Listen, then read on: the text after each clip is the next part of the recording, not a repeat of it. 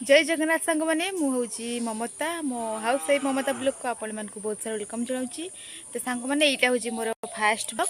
तो आज मुझे प्रथम थर ब्लॉग बनाऊँगी कौन ठीक भूल होदी जोटा भूल हो मत क्षमा करेंगे कहीं यहाँ मोर प्रथम ब्लॉग केबे मु ब्लॉग बनईनी। तो देखिए मु धान सीझे मुढ़ी धान आ वर्षा आसला तो मत धान उठाई पड़ो आपण मानक गोटे जिनस देखापी मु भिडियो बनई माने मो पु एत दुष्ट आपण मैंने देखिले ही जानिबे मो पु केते दुष्ट। तो चलतु मु देखी मो पु कौन कर तार केमती दुष्टानी। तो चलतु बापा देखा मतलब देखा भी मत हस लगुच साग मैंने देखु मो पु केमती बुट बुट चढ़ी देखिए देखु केमती केमती अवस्था देखु केमती देखु देखते मैंने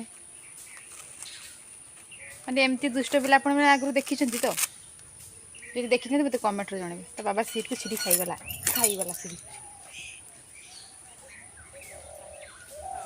तो सांग मैंने आज ब्लॉग को यही रखुची जदि आपण मानक मो ब्लॉग टी भल लगुव प्लीज लाइक शेयर कमेंट कर दिबा। जो मैंने मो चैनल नुआ प्लीज मो चैनल को सब्सक्राइब कर देबे एमती गाँवली ब्लॉग देखिए जय जगन्नाथ बाय बाय।